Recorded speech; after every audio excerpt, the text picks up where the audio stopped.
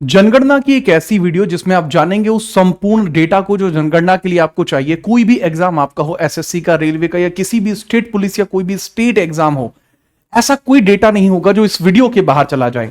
हर एक चीज को बहुत बेहतरीन तरीके से, सटीक तरीके से जानने की कोशिश करेंगे। नोटबुक और पेन निकाल लीजिए। सभी चीज को अगर आप नोट करके चलते हैं तो हर एक बारीक डिटेल को आप जान पाएंगे। प्राचीन भारत से लेके आज तक इसके अंतर्गत जितना भी डेटा क्रिएट हुआ है वो सब का सब इस वीडियो में आपके सामने आने वाला है। चाहे तो इस वीडियो को आप 2x पे लगा के देख लें, चाहे तो आप अपने एग्जामिनेशन सेंटर के बाहर भी अगर खड़े हैं तो भी आप देख लें, क्योंकि डेटा का जो कंपाइलेशन है और डेटा जिस लेवल पर दिया गया है वो अलग ही है। मैं आपको बताना चाहूंगा, यहां पे आप देख रहे हैं ना बेस्ट वीडियो ऑन यूट्यूब। अभी सिर्फ आप देख रहे हैं, वीडियो देखने के बाद आप कहेंगे बेस्ट वीडियो ऑन यूट्यूब। संपूर्ण जनगणना के लिए वीडियो को डाउनलोड कर लेना, ठीक है। बाद में आपको नहीं मिलती है तो उसके लिए पहले वीडियो डाउनलोड कर लेना, चैनल को सब्सक्राइब कर देना, खो मत देना। वीडियो बहुत जरूरी है। इस प्रकार की और भी पहले मैं वीडियो ले चुका हूं, लेकिन यह वीडियो उन सभी में सर्वोत्तम वीडियो है। मैं बात को क्लियर करना चाहूंगा। अगर आप तक ये वीडियो पहुंची है तो यकीन मानिए आज बहुत बेहतर दिन है। स्टार्ट करते हैं टॉपिक को। प्राचीन भारत से लेकर आज तक हम चीजों को देखते हैं। एग्जाम से पहले जरूरी होगा, these are called as examination centre video, वहीं पर देखी जाती है, ठीक है। चलिए हम जनगणना के पूरे टॉपिक के ऊपर बात करेंगे। देखो प्राचीन काल में, अब जैसा मैं आपको बता दूं कि अगर मैं इस वाले टॉपिक को मैं पढ़ा रहा होता हूं, ठीक है, और अगर मैं इसको क्लासेस के अंदर लेता हूं तो क्लासेस के अंदर इस टॉपिक को कवर करने में मुझे लगते हैं तकरीबन 6 आवर्स।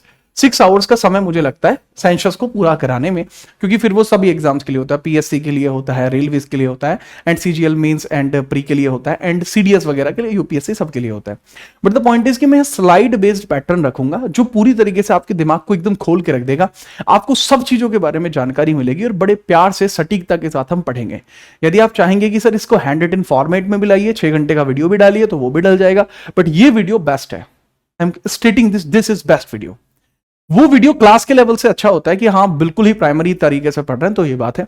लेकिन अगर आप अब से पहले कहीं देख चुके हैं या फिर आप पहली बार भी देख रहे हैं, तो अगर आप समझेंगे ना प्यार से, तो मैं प्यार से ही समझा रहा हूं, हर एक चीज को जान पाओगे। यकीन मानना, इस क्लास से बाहर एक भी क्वेश्चन अगर चला जाएगा तो वीडियो डिलीट तो छोड़ो, मैं बाकी चीजें भी करने के लिए तैयार हूं, टेंशन मत लेना, एक भी क्वेश्चन बाहर नहीं जाएगा। चलिए देखो, अगर हम बात करें क्लास के अंदर, प्राचीन भारत में जनगणना का उल्लेख रोमन साम्राज्य में हुआ था। इसको कैडेस्ट्रल सर्वे के तौर पर प्राप्त किया गया है। सबसे पहले अगर हम बात करेंगे, जो जनगणना यानी सेंसस हुई थी वो सबसे पहले रोमन एम्पायर में हुई थी। जनगणना क्यों जरूरी है? देखो, नियोजित खर्च के लिए, ये तो इंटरव्यू का सवाल है कि जनगणना क्यों की जाती है, बट देख लीजिए, नियोजित खर्च तथा योजनाबद्ध प्रशासन के लिए जरूरी है,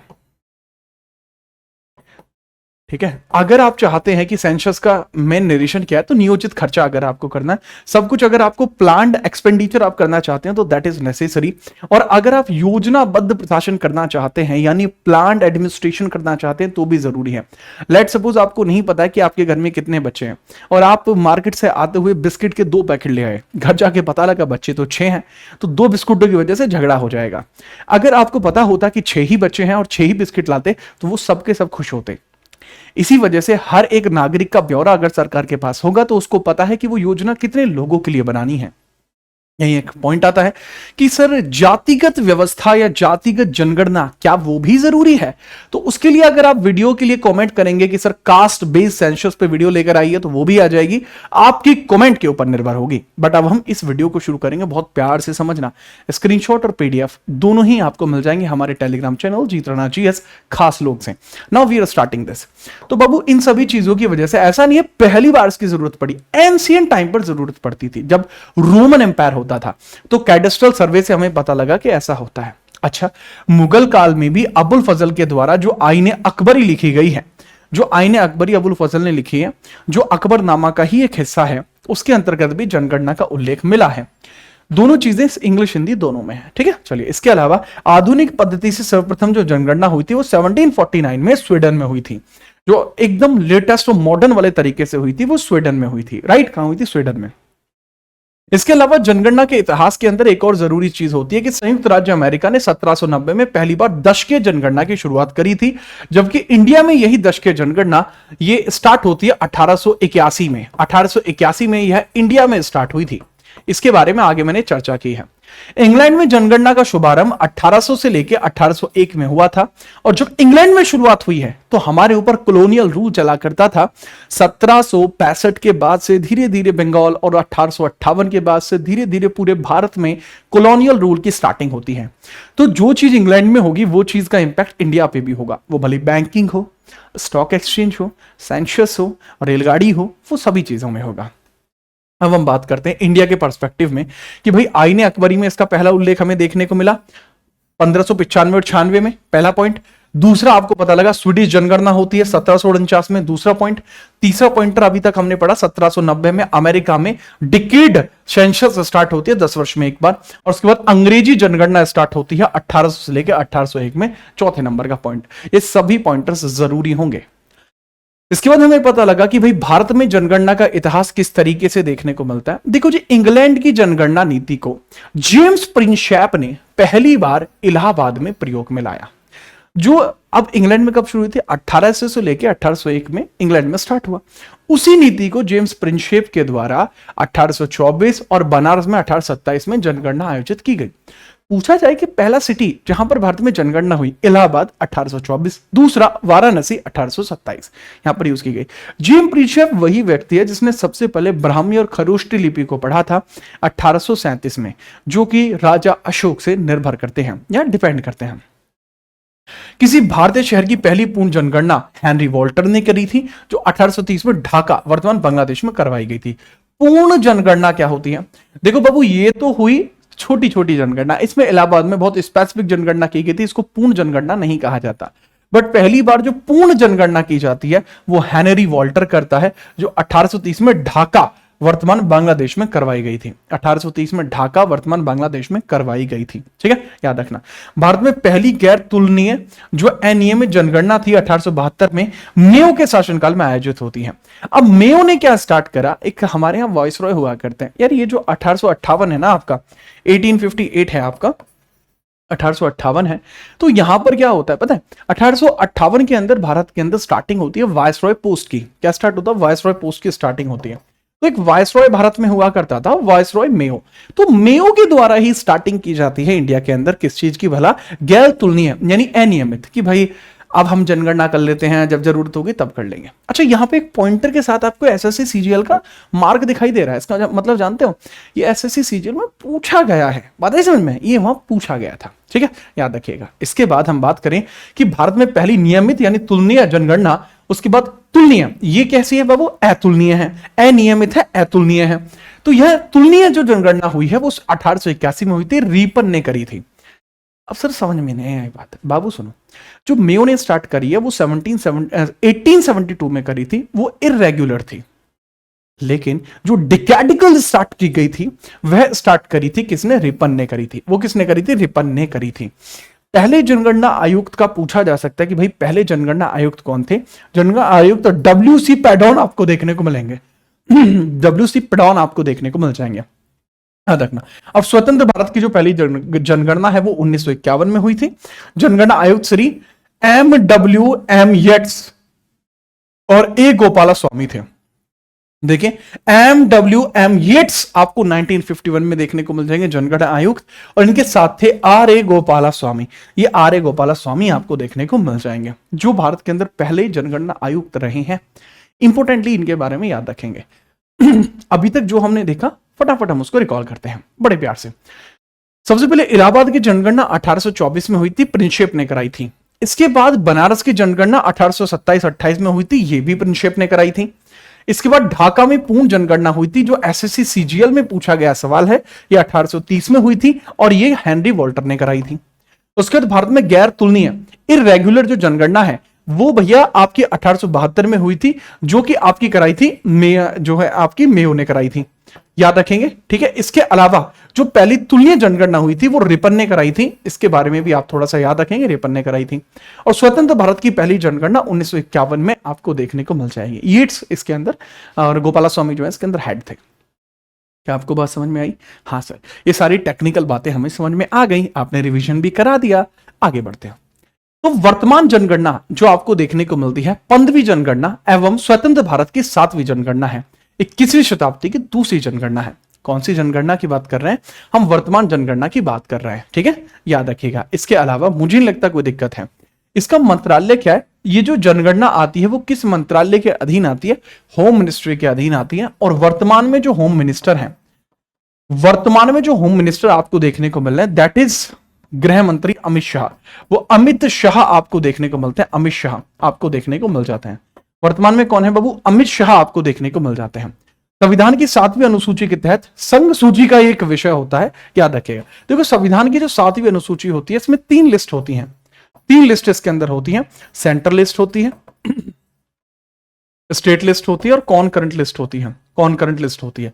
तो जो जनगणना होता है ना, जनगणना होता है वो सेंट्रल लिस्ट का विषय होता है। जनगणना करने का जो अधिकार होता है वो सेंटर का होता है। जनगणना का दायित्व आर्टिकल 246 के तहत केंद्र सरकार के पास है, क्योंकि जो लिस्ट का डिस्ट्रीब्यूशन है वो आर्टिकल 246 में ही आता है। और ये बेसिकली कनाडा से लिया गया एक प्रावधान है, ठीक है, कनाडा से लिया गया एक प्रावधान है। स्वतंत्रता के बाद पहली बार एक अधिनियम आता है 1948 में, जनगणना अधिनियम आपका लागू हुआ। आपसे पूछा जा सकता है सेंसस एक्ट कब आया था? तो बाबू सेंसस एक्ट जो आया था, सेंसस एक्ट, वो आपका आता है 1948 में। पूछा जाता है बहुत बार कि भाई सेंसस एक्ट आपका कब आया? आप बताएंगे 1948 में आया था। अगला, 1961 से जनगणना कार्य के महत्व को ध्यान में रखते हुए गृह मंत्रालय के तहत जनगणना विभाग की स्थापना की गई। आपसे पूछा जाएगा कि भैया जी जनगणना विभाग की स्थापना कब हुई है? तो आप बताएंगे कि जो हमारा मिनिस्ट्री ऑफ सेंसस डिपार्टमेंट है वो 1961 में बना है। ये गृह मंत्रालय के अधीन है, ठीक है। शीर्ष अधिकारी महारजिस्ट्रार और जनगणना आयुक्त होते हैं। जो टॉप लेवल इसके होते हैं, जो हेड होते हैं इसके, वो कौन होते हैं? सर वो रजिस्ट्रार जनरल होते हैं या सेंसस कमिश्नर होते हैं, जो किसी भी मैटर को संभालते हैं। अब बात को समझना, 2011 में जो जनगणना हुई है वो है डॉक्टर सी चंद्रमौली, उसके हेड आपके थे, उसके हेड यानी कि जो आपके जनगणना आयुक्त थे, सेंसस कमिश्नर थे। सेंसस कमिश्नर जो आपको देखने को मिल रहे थे, कमिश्नर जो आपको देखने को मिल रहे थे वो यही थे। और 2022 होनी तो ये 2021 में थी, नहीं हुई। 2022 में होनी थी, नहीं हुई। अब कब होगी वो तो देखिए मोदी जी जाने या भगवान जी जाने।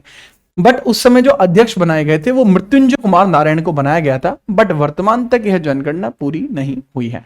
लेकिन जनगणना आयुक्त कौन है? मृत्युंजय कुमार नारायण है, ठीक है। आगे बढ़िए, अब हम बात करते हैं जो जनसंख्या होती है इसके अंतर्गत ना कई बार आपसे पूछा जा सकता है कि दशकीय वृद्धि दर, तो वृद्धि दर कैसे है? क्या इससे सवाल बनते हैं? मोस्ट इंपोर्टेंट क्वेश्चंस यहां से बनते हैं, क्वेश्चंस आपके यहां से बनते हैं, बहुत सारे बनते हैं। आपसे मैं क्या पूछ रहा हूं बाबू? आपसे मैं ये पूछ रहा हूं कि यहां पर आप मुझे ये बता दीजिए कि बेहतरीन तरीके से, क्या सर जी, क्या डिकेड या फिर इसको बोलते हैं वृद्धि, वृद्धि से क्वेश्चन बनते हैं, क्वेश्चंस जोर के बनते हैं। अब हम पॉपुलेशन की बात कर लेते हैं, कितनी पॉपुलेशन कब थी और कितनी अब है। बहुत बढ़िया, हमें याद रखना होता है, हम ज्यादातर जो कंपैरिजन आपके एग्जाम में पूछे जाते हैं वो 1951 से 2011 का कंपैरिजन कराएगा। और ऐसा नहीं है पहली बार ऐसा सवाल होगा, बहुत बार ये सवाल पूछा गया है। बताइए बाबू, जो जनसंख्या थी हमारी करोड़ में थी, 36.10 करोड़ लोग थे जब देश आजाद होता है, यानी जब संविधान लागू हुआ था 1951 में ये हुआ था, ठीक है। अब 2011 में जो लोगों की संख्या है वो 121.08 करोड़ थी। जो 2023 के अंदर वर्ल्ड बैंक की रिपोर्ट आई, वर्ल्ड बैंक की रिपोर्ट आई, इसमें बताया गया कि हमारी जो पॉपुलेशन है वो 142.07 करोड़ हो चुकी है, करोड़ हो चुकी है। इसके ऊपर भी मैं ब्रीफ दे चुका हूं, ठीक है। 2023 में वर्ल्ड बैंक के डेटा के अकॉर्डिंग हम 142.07 करोड़ हो चुके हैं। बट स्टिल आपको यहां ये देखना है कि भाई अगर हम बात करें जो आपका जो शताब्दी अंतर है वो कितना है, शताब्दी अंतर है वो जो आपको कितना आपको देखने को मिलता है, यानी इसमें और इसमें अगली में अंतर कितना है, वो 4.24 करोड़ था। यानी 10 साल का अंतर कितना है? तो 10 साल में कितनी पॉपुलेशन बढ़ी है? लगभग 4.25 करोड़ बढ़ी है। उसके बाद कितनी बढ़ी? लगभग 7 पहुंच गए हम, उसके बाद 10 पहुंच गए, फिर 13.51 पहुंच गए, फिर 16.30 पहुंच गए। लेकिन सबसे ज्यादा जो अभी तक बढ़ी है, सबसे ज्यादा तो दशकीय अंतर रहा है। वो दशकीय अंतर बाबू यहां रहा था 2001 से लेकर 1991 से लेकर 2001। तो 2001 में जो है सबसे ज्यादा दशकीय अंतर रहा था 18.23। इतना अंतर तो इस बार भी नहीं था, ये 18.18 था, ठीक है, याद रखिएगा। अब वृद्धि दर ये परसेंटेज के बेसिस पर कितनी परसेंट बढ़ी है, तो आपसे कई बार पूछ लिया जाता है कि भाई सबसे बड़ी जो वृद्धि जो आपको देखने को मिली है वो कहां देखने को मिली है, ये भी बहुत बार पूछते हैं, तो यह आपको यहां देखने को मिल जाएगी। ठीक है, याद रखिएगा। सर्वाधिक वृद्धि दर के बारे में अगर पूछे कि सबसे ज्यादा वृद्धि दर आपको कहां देखने को मिली है, वो 1961 से 71 में देखने को मिली थी, सबसे ज्यादा वृद्धि दर परसेंटेज बेसिस पर। सर यहां तो डेटा अलग है, यहां डेटा अलग है, इसका मतलब क्या हुआ बाबू, यहां तो नंबर में डेटा है और यहां परसेंटेज में डेटा है। परसेंटेज की जो बढ़ोतरी होती है वो अधिक कंसीडर की जाती है। मान के चलिए किसी आदमी के पास 1000 रुपए हैं और मैं कह दूं कि भाई इसका 10% बढ़ जाएगा, तो 1000 का 10% अगर आप निकालेंगे 100 रुपए पड़ गए भैया उसके। वहीं अगर मैं किसी व्यक्ति को कहूं कि भैया इसके पास 100 रुपए हैं, इसके 100 रुपए और बढ़ जाएंगे, तो दोनों तो रुपए 100 बढ़े, भाई परसेंटेज में तो देख लो, जिसके पास 100 थे उसका तो पूरा का पूरा 100% बढ़ गया, 100 रुपए उसका 10% बढ़ा है। तो हमें परसेंटेज बेसिस पर ध्यान देना है। आपसे पूछा जा सकता है कि भाई सबसे ज्यादा जो वृद्धि दर दशकीय लेवल पर देखने को मिली थी, तो जो दशकीय लेवल पर सबसे ज्यादा वृद्धि दर आपको देखने को मिली है वो देखने को मिली है बेसिकली जो आपका 1961 से 71 का समय था, 24.80 सर्वाधिक वृद्धि दर देखने को मिली थी।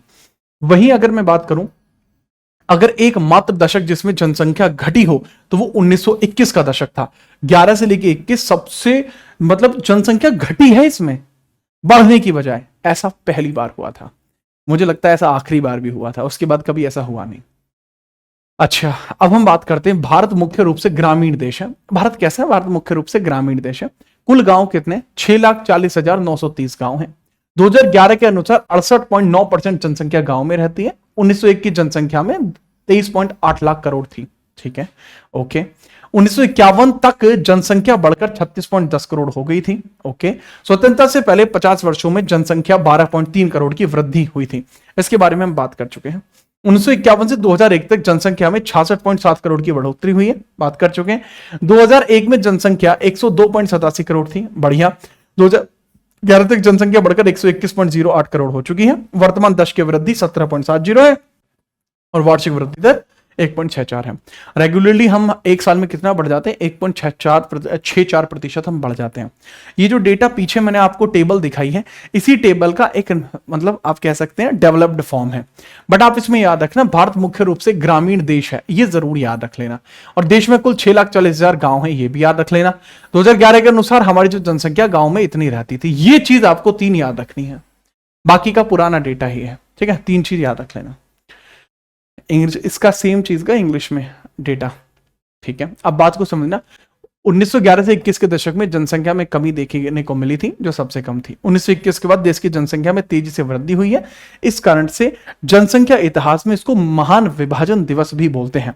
इसको बोलते हैं ग्रेट डिवाइडिंग ईयर। किसको बोलते हैं ग्रेट डिवाइडिंग ईयर? 1921, क्योंकि इसके बाद कभी भी जनसंख्या गिरी नहीं है, हमेशा बढ़ी है। तो ग्रेट डिवाइडिंग ईयर इसी को कहा जाता है। चलिए, अब यहां पर मुझे बताना है कि जनसंख्या वृद्धि दर सर्वाधिक आपको कहां देखने को मिलती है। अब ये डेटा किस बेसिस पर है बाबू? ये डेटा 2011 की सेंसस पर बेसिस पर है। अब इससे आगे जो भी डेटा आएगा वो 2011 की जनगणना के आधार पर ही आगे आपको दिखाई देगा। एग्जामिनेशन में सवाल पूछा जाएगा कि सबसे ज्यादा जनसंख्या वृद्धि दर आपको किस यूटी में देखने को मिलती है। अब सारा डेटा ऐसा ही आएगा। मैं बहुत शांति से हल्का सा रुक कर, हल्का सा ब्रेक लेकर आपको बता दूं, आगे आने वाला जितना भी डेटा होगा वह 2011 की जनगणना पर आधारित होगा।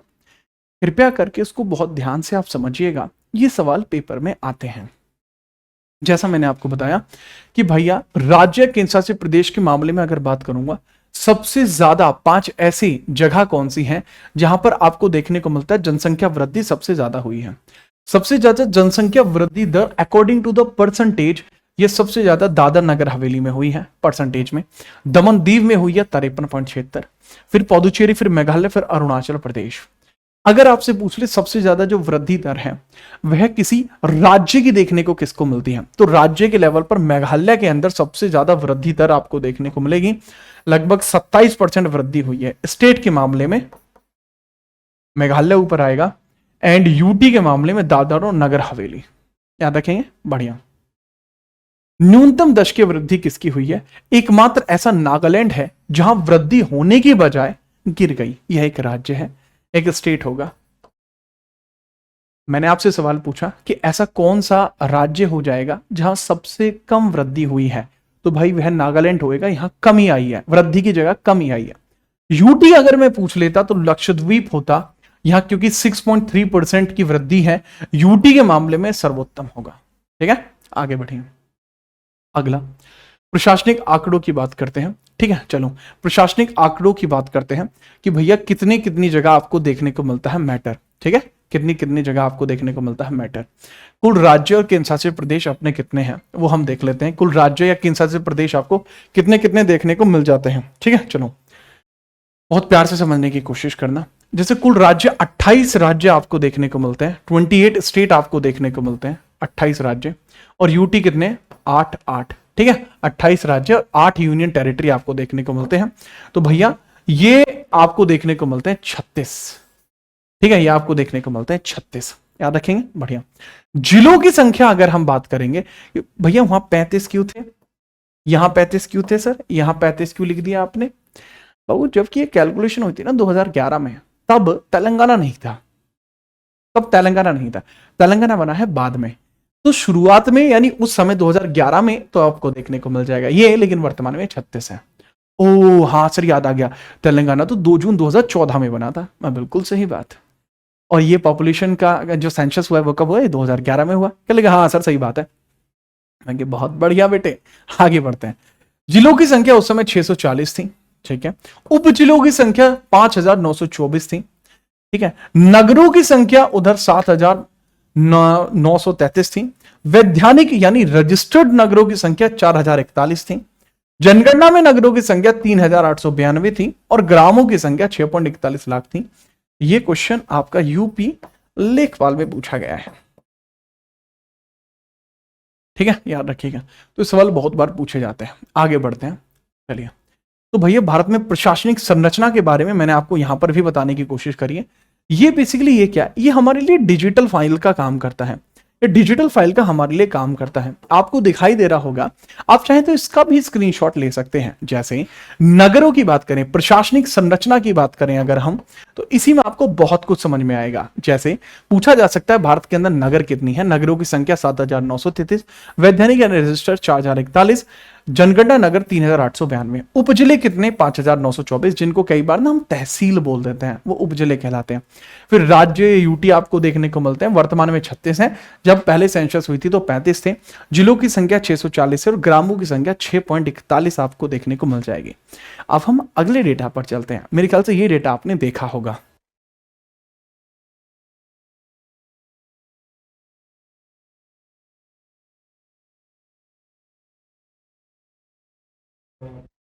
ठीक है, चलिए आपके सामने डेटा आ गया दूसरा। अब हम इसको देखते हैं। बाबू जनगणना 2011 का अवधि काल 9 फरवरी 2011 से 28 फरवरी 2011 तक था। मतलब कितने समय में जनगणना हुई है, लगभग आप मान के चलिए, लगभग आपका इसमें दिन खर्च हुए हैं 19 दिन के आसपास खर्च हुए हैं। 9 9 18, हाँ 19 डेज आपके खर्च हुए हैं, 19 डेज आपके खर्च हुए हैं। ठीक है, याद रखना। जनगणना 2011 का संदर्भ तिथि 1 मार्च 2011 की मध्य रात्रि निर्धारित की गई थी कि भैया कब कंप्लीट होती है, 1 मार्च 2011 की रात में। यह उल्लेखनीय है कि जनगणना 2011 का आयोजन भारत के महारजिस्ट्रार एवं जनगणना आयुक्त चंद्रमौली जी के मार्गदर्शन में हुआ था। यह बात हम कर चुके हैं। इसका कार्य जयंत कुमार बाठिया के कार्यकाल के दौरान किया गया था। जनगणना का जो कार्य है वो जयंत कुमार बाठिया के कार्यकाल के दौरान किया गया था। जो यहां पर जयंत कुमार बाठिया थे, उनके दौरान पर यह कार्यकाल पूरा हुआ है, संपन्न हुआ है। ठीक है, आगे बढ़ते हैं। अब यहां पर जैसा मैंने बताया कि भाई कुछ और आंकड़े हम यहां पर देख लेते हैं, किस प्रकार से आपको देखने को मिल रहे हैं। कुल व्यक्ति आपको कितने देखने को मिल रहे हैं। ठीक है, कुल व्यक्ति आपको कितने देखने को मिल रहे हैं। दशकीय वृद्धि दर, हालांकि इस पे हम बात कर चुके हैं। इसका चाहे तो आप एक स्क्रीनशॉट ले सकते हैं कि पुरुष और महिलाएं आपको कितनी कितनी देखने को मिल रही थी और बाद में कितनी देखने को मिली। ठीक है, चलिए अंतर की आवश्यकता हमें नहीं पड़ती है। हम देखते हैं खाली 2001 में और 2011 में अंतर कितना था। जैसे 2001 की जनगणना में 51.73% पुरुष थे, 2011 में 51.47% पुरुष थे, हल्की सी कमी आई है। महिलाएं 48.27 थी, बाद में 48.53 हुई है, महिलाओं में हल्की सी वृद्धि हुई है। 0 से 6 आयु की जनगणना 13.60 थी, बाद में इसको कैलकुलेट नहीं किया गया। नगरीय प्रतिशत 27% लोग नगर में रहते थे, अभी 2011 में 31% लोग नगर में रहते हैं। जैसे धीरे धीरे अर्बनाइजेशन बढ़ रहा है तो उस चीज का इंपैक्ट पड़ रहा है बहुत ज्यादा। दशकीय वृद्धि दर 21.54 थी, इस बार 17.70 है, ठीक है, यह भी इंपॉर्टेंट रहेगा। वार्षिक वृद्धि दर 1.97 है, 1.64 है। साक्षरता दर 64.8 था, यह 74% था। साक्षरता दर लगभग 8% बढ़ा है। यह पूछा जाने योग्य सवाल है कि भैया 2001 की जनगणना में कितना था और अब कितना है। तो ये आंकड़े हैं, महत्वपूर्ण अंतिम आंकड़ों से रिलेट करा था, ये पूछा जाता है। चलिए अब जनगणना के महत्वपूर्ण अंतिम आंकड़े हम देख लेते हैं। पुरुष की साक्षरता 2001 में 75.67 थी, 2011 में 82.04 थी, लगभग 6% बढ़ी है। महिला साक्षरता 53 थी, अब 65 हो चुकी है। और जनसंख्या घनत्व पर पर्सन जो है, आप ये समझ लीजिए 1000 मीटर स्क्वायर के अंदर या 1 किलोमीटर स्क्वायर के अंदर जो व्यक्ति है वो 325 देखने को मिल रहा है, अब 382 देखने को मिल रहा है, लगभग 57 बढ़ चुके हैं। 1 किलोमीटर स्क्वायर का एरिया है, उसके अंतर्गत कितने लोग आपके होंगे? 1 किलोमीटर स्क्वायर का एरिया है, उसके अंदर कितने पर्सन्स आपको देखने को मिल जाएंगे, तो इसके बारे में पूछा जा रहा है। तो भैया 382 के आसपास लोग ऐसे होंगे जो जनसंख्या घनत्व में देखने को मिल जाएंगे। 382 ये जरूरी है, जनसंख्या घनत्व का बहुत जरूरी सवाल था। चलिए जनगणना के अंतिम महत्वपूर्ण आंकड़े, उसी बेसिस पर हम बात करते हैं। जैसा मैंने बताया 1951 से, अभी मैंने 2001 से कैलकुलेशन करी है, अब मैं 1951 से कैलकुलेशन करता हूं। इस सवाल से रिलेटेड क्वेश्चन यूपीएससी सीडीएस में आया है, तो इससे रिलेटेड क्वेश्चन आपकी सीजीएल या आरआरबी में भी आता है या यूपीएसआई में आता है, तो कोई चौंकने वाली बात नहीं होगी। सवाल क्या है कि जनसंख्या आपसे कही गई कि 36.10 करोड़ यानी 36.12 करोड़ कितनी थी, 10 करोड़ थी 1951 में, अभी 121 करोड़ हो चुकी है। तो इसमें कितनी वृद्धि हो चुकी है? लगभग 3.5 गुना इसमें वृद्धि हो चुकी है, ठीक है। साक्षरता की अगर मैं बात करूं 18% हुआ करती थी, अब 74.04 है, लगभग 4 गुना हो चुके हैं। 18 चौक 72, लगभग 74 पहुंचेगी। जनसंख्या घनत्व 117 था, अब 382 हो चुका है। तो 11 दूनी 22, 11 ती 33 और 7 तिया 21, 21 33 यानी 25 यानी 351 के आसपास जो 382 पहुंच रहा है, तो 3 गुना से अधिक आपका देखने को मिल जाएगा। लिंगानुपात 946 था, ये 943 हो चुका है, लगभग 3 की कमी होती है, 3% नहीं है, सिर्फ 3 की कमी है। तो ये परसेंटेज बेसिस या कैलकुलेशन जो है, गुणा कितनी बड़ी है, ये बहुत जरूरी बनता है कॉन्सेप्ट, ठीक है, बहुत याद रखना है इसको। तो बाबू हमारी कैलकुलेशन अगर देखें तो हमारी जो सेंसस है वो कितनी बढ़ी है, लगभग 3.5 गुना बढ़ी है। और जो हमारी साक्षरता है वो 4 गुना बढ़ी है। और जो आपको देखने को मिलता है हमारा जो जनसंख्या घनत्व डेंसिटी है वो लगभग 3 गुना ही अधिक हुई है, ठीक है। चलो अब हम थोड़ी सी डेफिनेशन की बात कर लेते हैं। जनसंख्या के लैंगिक संरचना को किसी अनुपात में व्यक्त करने को लिंगानुपात कहते हैं। भारत में 1000 पुरुषों पर महिलाओं की संख्या के रूप में दर्शाया जाता है। लिंगानुपात क्या होता है, ठीक है। जो लिंगानुपात के बारे में बात की गई है, लिंगानुपात या आपको क्या देखने को मिलता है, सेक्स रेशियो किसको बोलते हैं, सेक्स रेशियो बोला जाता है इसको।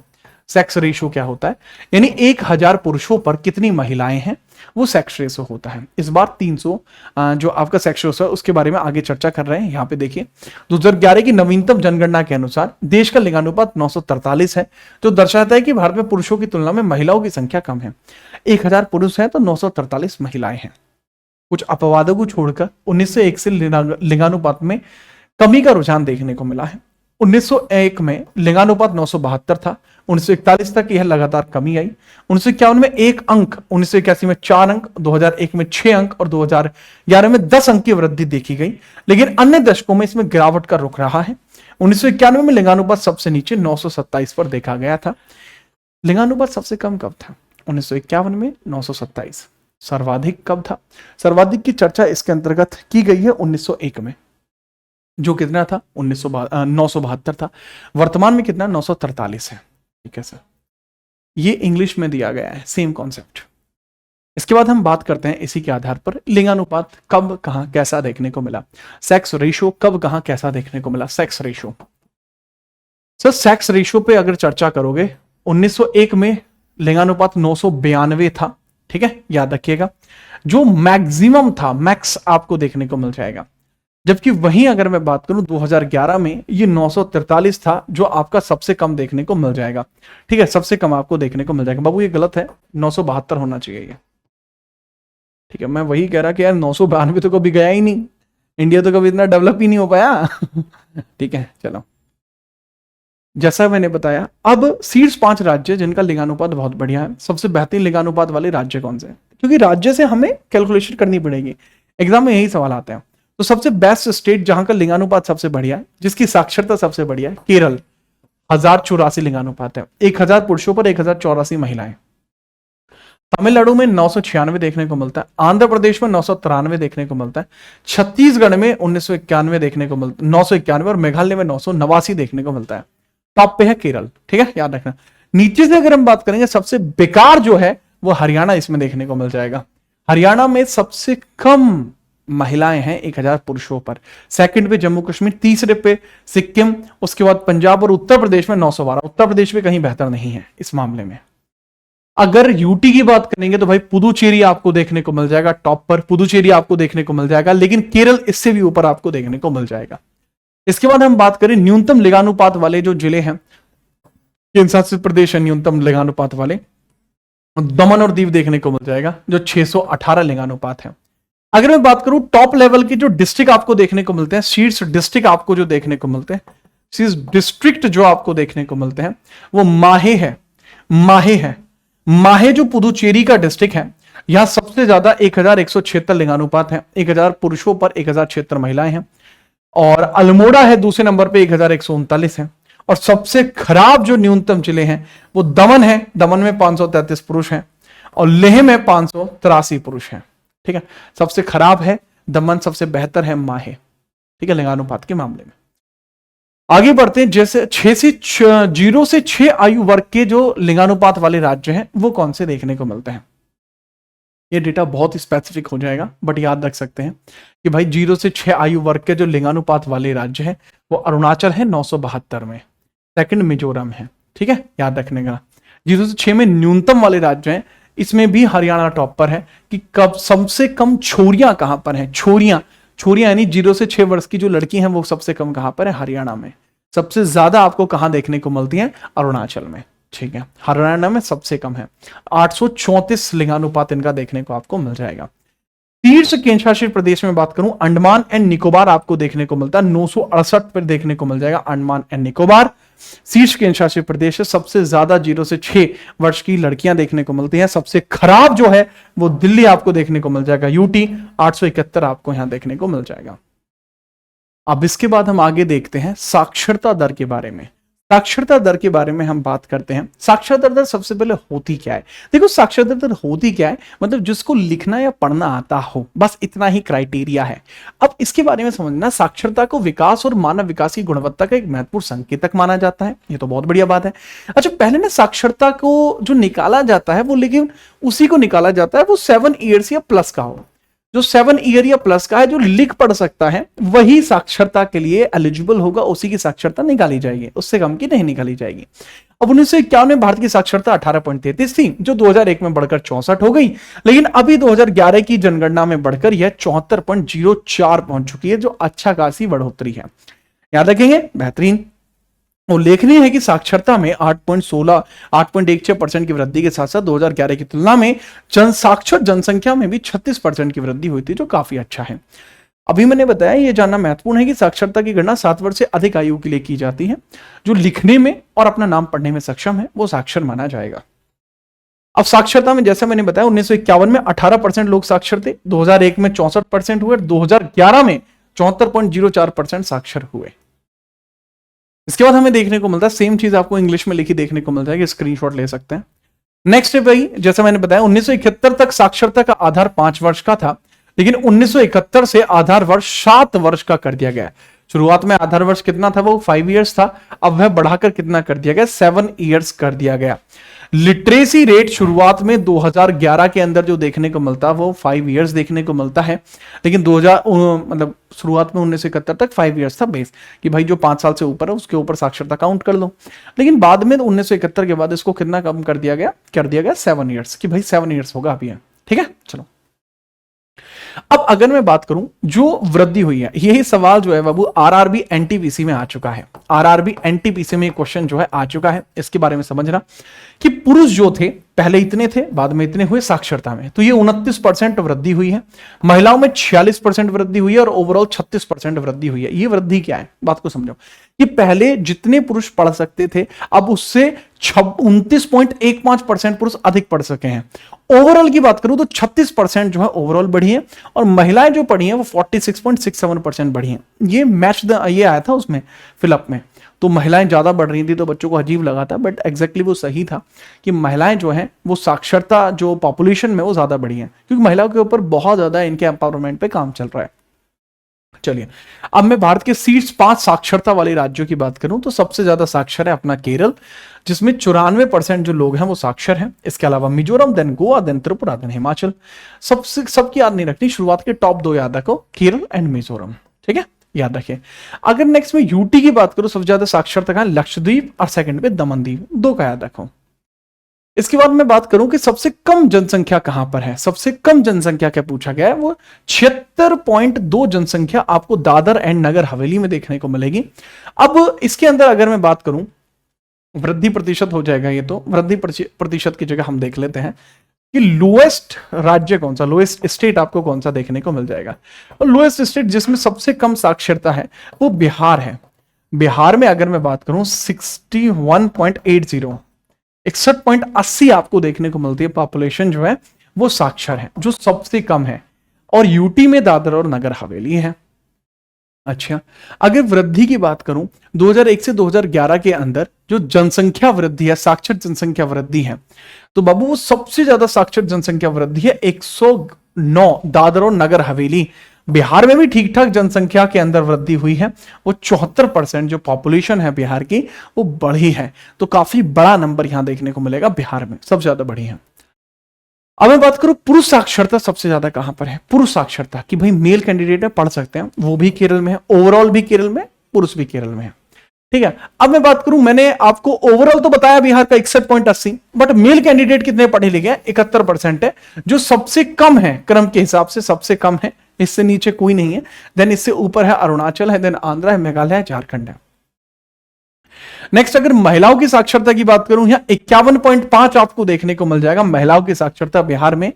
पुरुषों की साक्षरता आपको देखने को मिलती है 71.2, ओवरऑल 61.80, महिलाओं की 51.5, ठीक है, तो इसका थोड़ा याद रखना। अब मैं बात करूं पुरुष स्त्री साक्षरता में अंतर जो आपको देखने को मिलता है, सबसे बड़ा अंतर कहां पे, राजस्थान में। राजस्थान में जो पुरुष पढ़ा लिखा है वो बहुत पढ़ा लिखा है, महिला है वो कम पढ़ी लिखी है, वो बहुत कम पढ़ी लिखी है। एक बड़ा अंतर आपको देखने को मिल जाता है, ठीक है। सबसे कम अंतर की मैं बात करूं तो सबसे कम अंतर आपको देखने को मिलता है मेघालय में, 3% का ही अंतर है, जो बहुत कम अंतर होता है। नेक्स्ट हम बात करते हैं देश में उच्चतम साक्षरता वाले जिले।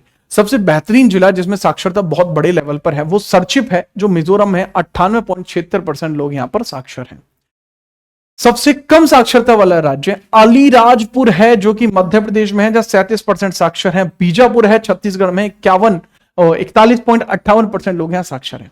आप कहां कहां से हैं इस वीडियो के नीचे जरूर बताना। वीडियो लेंथी हो जाएगा मुझे पता है, वीडियो में आपको नींद नहीं आनी चाहिए बस, ठीक है। चलिए आगे बढ़ते हैं, अगला देखते हैं। अब हम जनसंख्या घनत्व की बात करते हैं। अब जनसंख्या घनत्व के लिए फॉर्मूला बेसिकली कई बार यूज कर दिया जाता है कि भाई फॉर्मूला इसके लिए क्या यूज कर सकते हैं। तो भाई जनसंख्या घनत्व को निकाला जा सकता है कि जितनी भी टोटल डेंसिटी है, मतलब मान के चलिए पूरी पॉपुलेशन, जो पूरा एरिया है डिवाइडेड बाय पॉपुलेशन, उससे आप निकाल सकते हैं area, total population divided by area. जैसे मैंने बताया total population divide by area, ये मुझे बेस्ट फॉर्मूला लगता है, मैं इसी से निकाल रहा हूं तो बस, ठीक है। This is the best formula. बाकी कृषि घनत्व आपका अलग होता है, आर्थिक घनत्व आपका अलग होता है, ये आप देख सकते हैं, बट नॉट दैट इंपॉर्टेंट। अब हम बात करते हैं जो जनसंख्या घनत्व प्रति व्यक्ति आपको कितना कहां से देखने को मिल रहा है, कब कब इसमें प्रतिशत वृद्धि हुई है। देखो बाबू, अगर मैं बात करूं 1901 में जो प्रति व्यक्ति था वो 77 था, आज की डेट में वो 382 हो चुका है। जहां 1 किलोमीटर स्क्वायर में केवल 77 लोग हुआ करते थे, आज की डेट में वो 382 हो चुके हैं। हर समय बार बार वृद्धि हुई है, और जो लेटेस्ट वृद्धि है वो 17.5% के हिसाब से बढ़ रही है। सबसे ज्यादा जो वृद्धि आपको देखने को मिली थी वो 2001 में आपको देखने को मिली थी, 58 हुई थी। उसके बाद हल्का सा अंडर कंट्रोल चीजें हुई हैं। अगर पॉपुलेशन को हमने कंट्रोल नहीं किया तो ये बढ़ता चला जाएगा। ठीक है, याद रखिए। बिहार का औसत जनसंख्या घनत्व 1106 प्रति व्यक्ति है, जो कि सबसे ज्यादा है। दिल्ली का सर्वाधिक जनसंख्या घनत्व 11,320 प्रति व्यक्ति है, जो मैक्सिमम है, मैक्सिमम। जबकि सबसे कम जो प्रति व्यक्ति आपको देखने को जनघनत्व देखने को मिलता है वो अंडमान निकोबार का 46 है। सबसे अधिक दशकीय वृद्धि 1961 और 71 के दशक में 24% हुई थी। 1911 से 21 के दशक में जनघनत्व में ऋणात्मक वृद्धि 1.2% माइनस में हुई थी। ठीक है, याद रखना। 1911 और 21 को छोड़कर, दशक को छोड़कर भारत के जनघनत्व में लगातार वृद्धि का रुझान देखा गया है, केवल इस साल को छोड़ने तो। मेरे ख्याल से समझ पाए होंगे। अगर मैं कहूं कि सबसे ज्यादा जो जनघनत्व है वो कहां है, आप कहेंगे बिहार में 1106। मैं कहूं यूटी में तो 11,320 दिल्ली। ठीक है, चलिए। 1991 से 2001 के दशक में जनघनत्व में 58 व्यक्तियों की वृद्धि हुई थी, जो मैक्सिमम है। 2001 से 2011 के दशक में 57 व्यक्ति की वृद्धि हुई थी, जिसके बारे में हमने चर्चा करी है। यह आपको देखने को मिल जाएगा। कोई राज्य जहां पर सबसे कम जनघनत्व हो, देश में सबसे कम जनघनत्व आपको अरुणाचल प्रदेश में देखने को मिलता है, जहां 17 व्यक्ति पर वर्ग किलोमीटर स्क्वायर में है। चलिए, मैंने बताया 3 जनघनत्व वाले राज्य। सबसे टॉप पर है बिहार, फिर पश्चिम बंगाल, फिर केरल। सबसे कम वाला है अरुणाचल प्रदेश, मिजोरम और सिक्किम। ठीक है, सिक्किम आपको देखने को मिल जाएगा, मैक्सिमम और मिनिमम। ठीक है, सबसे ज्यादा वाला यूटी, सबसे कम यूटी तो है अंडमान निकोबार, सबसे ज्यादा वाला यूटी है दिल्ली 11,320। ठीक है, याद रखना। नेक्स्ट हम बात करते हैं जो जिले हैं। उत्तर पूर्वी दिल्ली जो है, दिल्ली तो जनघनत्व इसका 37,346 और चेन्नई है 26,903। डिस्ट्रिक्ट है ये। ठीक है, उत्तर पूर्वी दिल्ली आपको पता है, नॉर्थ ईस्ट वाली जो दिल्ली है वो कौन सी है?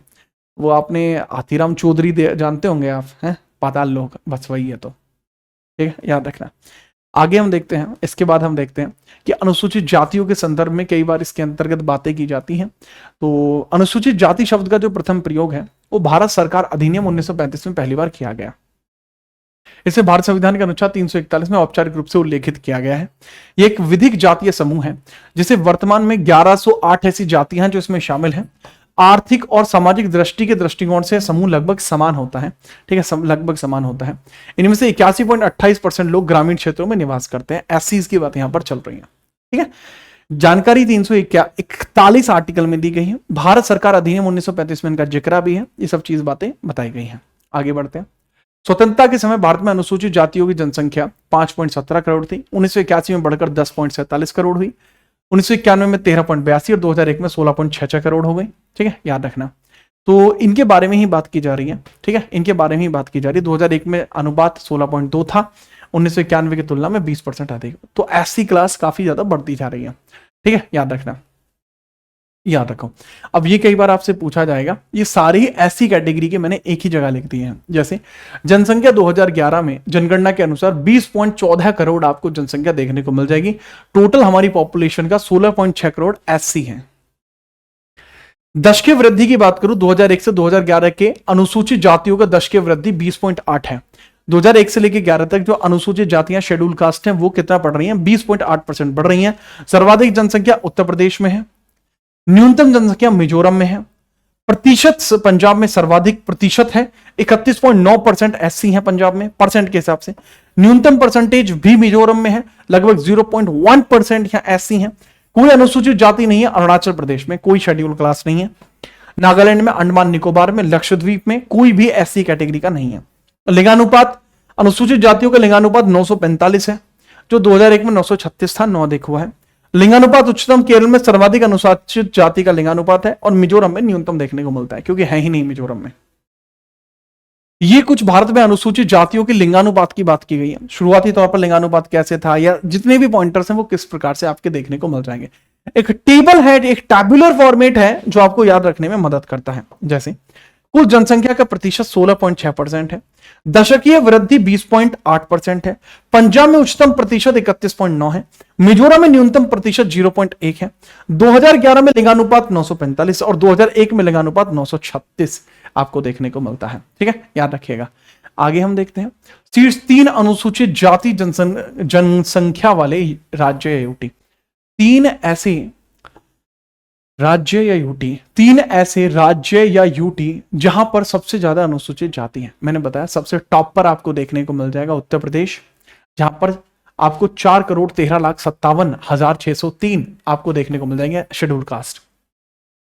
अगर मैं बात करूं प्रतिशत की दृष्टि से 3 अनुसूचित जाति व जनसंख्या वाले जो राज्य हैं, पंजाब में सबसे ज्यादा जनसंख्या 31.9% जनसंख्या पंजाब की शेड्यूल कास्ट है। आगे बढ़िए, ठीक है, चलिए अनुसूचित जनजातियों की बात करते हैं, शेड्यूल ट्राइब की बात करते हैं। शेड्यूल ट्राइब की बात, वो सबसे कम जो है वो मिजोरम में होंगे। शेड्यूल कास्ट जो है सबसे कम मिजोरम में होंगी, परसेंटेज हो, क्वांटिटी हो या कुछ भी हो। शेड्यूल ट्राइब्स की हम बात करते हैं, ये डेटा आप इस प्रकार से देख लेंगे। हम टैबुलर फॉर्मेट के डेटा पर चलते हैं जिससे कि आप समझ पाए, ठीक है। टैबुलर फॉर्मेट के डेटा पर हम चलते हैं। नहीं, टैबुलर फॉर्मेट का डेटा जो है वो था तो, लेकिन ये खराब हो गया बेचारा, ठीक है, तो हम उसी पे बात कर लेते हैं। चलिए, अनुसूचित जनजातियों की बात कर रहे हैं, ठीक है। टेबुलर कहाँ है इसका? हाँ, ठीक है। जो शेड्यूल ट्राइब है, शेड्यूल ट्राइब है, एसटी कैटेगरी है। सर्वाधिक जनसंख्या किस केंद्रशासित प्रदेश में है? एक और होगा ना? नहीं, यहीं से बताना पड़ेगा बाबू, यहीं से बताना पड़ेगा मुझे, हिंदी से, यहीं से। शेड्यूल ट्राइब जो आपको देखने को मिलती है, कुल जनसंख्या का लगभग 8.6% शेड्यूल ट्राइब है। कुल जनसंख्या का लगभग 8.6% शेड्यूल ट्राइब है। लिंगानुपात की अगर मैं बात करूंगा तो भाई लगभग 49.74% महिलाएं हैं, ठीक है, शेड्यूल ट्राइब में, और 50.26% पुरुष हैं। सर्वाधिक जनसंख्या मध्य प्रदेश में सर्वाधिक अनुसूचित जातियां हैं, 21% आपको देखने को मिल जाती हैं। उच्चतम प्रतिशतता के हिसाब से मैं बात करूंगा तो लक्षद्वीप में सबसे ज्यादा शेड्यूल ट्राइब है जो प्रतिशत में 94.8 है। इसके बाद मिजोरम है 94.4 है। मिजोरम में एससी नहीं है, एसटी ज्यादा है। कोई अनुसूचित जाति नहीं है। पुडुचेरी, दिल्ली, चंडीगढ़, हरियाणा और पंजाब में कोई भी, पुडुचेरी, दिल्ली, चंडीगढ़, हरियाणा और पंजाब में कोई एसटी कैटेगरी का ही नहीं है, ठीक है, याद रखना। इसके अलावा सर्वाधिक जनसंख्या किसी यूटी में है तो दादर नगर हवेली में इनकी संख्या सर्वाधिक है, ठीक है। मूल अनुसूचित जातियां, भारतीय संविधान में प्रारंभ में 212 जनजातियां थी, ठीक है, जिनको घोषित किया गया था ओरिजिनल शेड्यूल के अंदर। वर्तमान जनजातियां कितनी है? 774 हैं, जो पहुंच चुके हैं 774 पे। शुरुआत में 212 थी। 2011 में अनुसूचित जातियों का लिंगानुपात 990 था। 2001 की तुलना में यह 978 था, यानी 12 अधिक था। सर्वाधिक लिंगानुपात गोवा में अनुसूचित जातियों का है 1046, और न्यूनतम लिंगानुपात जम्मू कश्मीर में 924। अब आप सोच रहे होंगे कि सर इतना सारा डेटा याद कहां करना? नहीं बच्चे, ये क्लास सारी याद आपको नहीं करनी है। ये क्लास एक डिक्शनरी क्लास है। मतलब क्या है इसका डिक्शनरी क्लास होने का? आप इससे देखकर जो डेटा प्राप्त करना चाहें वो डेटा प्राप्त कर सकते हैं। इसके अंतर्गत जिस क्वेश्चन को मैं कहूं खुद से कि भाई याद करना है, वो याद करना है, या फिर अगर इसको 2 से 4 बार आप इसी वीडियो को देख लेंगे, आपके दिमाग में बहुत कुछ क्लियर होगा। जो जो चीजें याद रह जाएंगी वो आपका एग्जाम निकाल देंगी। मैं इतना कहना चाहूंगा। इस वीडियो को 4-5 बार आपको देखना पड़ेगा। चलिए, देश में अनुसूचित जाति और जनजातियों का जो संयुक्त प्रतिशतता है वो 25.2% है। अनुसूचित जाति का हिस्सा कुल जनसंख्या की अनुसूचित जाति में योगदान 16.6% है, और अनुसूचित जनजाति का हिस्सा कुल में कितना है? वो 8.6% है, ठीक है। धर्मधारित जनगणना, रिलीजन बेस्ड सेंसस जो हुई है उसके बारे में भी थोड़ी बात कर लेते हैं कि भाई रिलीजन बेस्ड जो सेंसस है उसके बारे में थोड़ी बात करते हैं। प्रथम धर्माधारित जनगणना, भारत में व्यवस्थित धर्माधारित जनगणना पहली बार 2001 में आयोजित की गई थी, ठीक है, याद रखेंगे। 2011 मतलब रिलीजन बेसिस पर 2001 में पहली बार हुई। 2011 में दूसरी धर्माधारित जनगणना हुई थी, जिसके अंदर 25 अगस्त 2015 को भारत के महापंजीकरण व जनगणना आयुक्त के द्वारा जारी किया गया था डेटा 2015 में। इसके आगे अब हम देखते हैं बेसिकली कुछ ऐसा स्टैटिक डेटा जो इससे रिलेट करेगा, ठीक है। तो अगर इस सब जानकारी के बारे में तो हमने बात कर लिया, धर्माधारित जनगणना के बारे में तो हमने बात कर लिया। ये इसका इंग्लिश वर्जन भी आपको देखने को मिल जाएगा। इसके बाद जब हम आगे बढ़ते हैं तो ये कुछ ऐसा डेटा है जो टैबुलर फॉर्मेट में है, आपके काम को बहुत आसान कर देगा। अगर मैं इसके बारे में बात करूं, जैसे हिंदू आपको देखने को मिलते थे जनगणना 2011 के अंदर 96 करोड़ हिंदू थे, और जिनका जो हिस्सा था वो 79% था। 2001 में यह 80% था। वहीं दशकीय वृद्धि हिंदुओं के अंदर 16.8% हुई है। वहीं दशकीय वृद्धि 1991 से 2001 के बीच में 20% हुई है। लिंगानुपात 939 है और 2001 में लिंगानुपात 931 था। ये एक स्लाइड इनफ होगी धर्माधारित जनगणना के लिए, एक स्लाइड इनफ होगी, बट फिर भी इसकी और भी स्लाइड्स आगे मैंने ऐड की हैं। मुस्लिम्स की बारे में बात करूं, 2011 की जनगणना में 14% मुस्लिम है, ईसाई 2.3 है, सिख 1.7 है, बौद्ध 0.7 है, जैन 0.4 है, अन्य धर्म 0.7 है, और जो अथीस्ट हैं, जो कोई धर्म नहीं मानते, वो 0.2 है। अब यहां पर बात को समझिएगा कि भाई ये तो इनकी संख्या जो है करोड़ के अंदर है, तो बौद्ध बुद्धिज्म बहुत कम है, यानी 0.45 करोड़ है, यानी 45 लाख है। बौद्ध 84 लाख है। ठीक है, ये डेटा आपको देखने को मिलता है।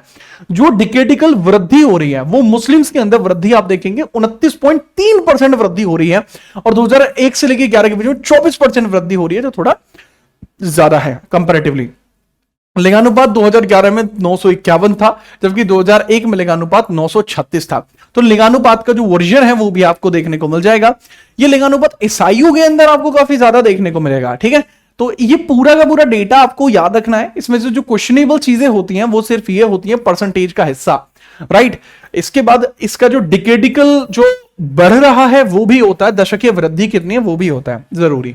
चलिए अब साक्षरता की बात करते हैं, जो रिलीजन बेसिस होगी। सबसे ज्यादा साक्षर कौन है? सबसे ज्यादा साक्षर है हमारे यहां जैन। जैन 94.9% साक्षर होते हैं, देन ईसाई, then Buddh, then Sikh, then Hindu और देन मुस्लिम। मुस्लिम्स में लिटरेसी 68.5 है, जो कि कंपैरेटिवली काफी कम है जैनिज्म के मुकाबले। अब शीर्ष 3 हिंदू जनसंख्या वाले राज्य और केंद्र शासित प्रदेश की बात करते हैं। सबसे ज्यादा हिंदू हैं हिमाचल प्रदेश में, जनसंख्या के परसेंट के अकॉर्डिंग अगर देखते हैं। देन ओडिशा के अंदर है, देन छत्तीसगढ़ के अंदर है। अगर हम बात करें यूटी होगी तो दादर और नगर हवेली में 93.93% जो है वो हिंदूज हैं। ये जनसंख्या हिंदू वाले राज्य हैं। न्यूनतम जनसंख्या हिंदुओं की कहां पर है? मिजोरम में सबसे कम हिंदू है, 2.75% है। ठीक है, लक्षद्वीप है, देन नागालैंड है। आगे बढ़िए, मुस्लिम जनसंख्या वाले 3 राज्य। सबसे ज्यादा मुस्लिम आपके कहां है? देखो यूटी राज्य की बात करूं, लक्षद्वीप में सबसे ज्यादा मुस्लिम है। जम्मू कश्मीर, एक यूटी पूछा जाएगा तो वह आपका लक्षद्वीप होगा। राज्य पूछा जाएगा तो आज की डेट में वो असम होगा। राज्य पूछा जाएगा आज की डेट में असम होगा, क्योंकि Jammu Kashmir at that time that was a state, अभी है एक यूटी बन चुका है। तो इस वजह से मुस्लिम जनसंख्या वाले न्यूनतम 3 राज्य जहां मुस्लिम जनसंख्या बहुत कम है, तो भाई मिजोरम में मुस्लिम जनसंख्या बहुत कम। मिजोरम के अंदर ज्यादातर आपको सिख, बुद्धिस्ट वगैरह देखने को मिलते हैं, राइट। इस वजह से थोड़ा मैटर है। तो मिजोरम में हिंदू भी सबसे कम है, मुस्लिम भी सबसे कम है, तो बड़ी बात यही है। आगे बढ़िए, इसके अलावा बात करेंगे ईसाई जनसंख्या वाले शीर्ष 3 राज्य। ईसाई जनसंख्या वाले सबसे ज्यादा नागालैंड में है, ठीक है, दूसरे पे मिजोरम में है 87.93, 87.16।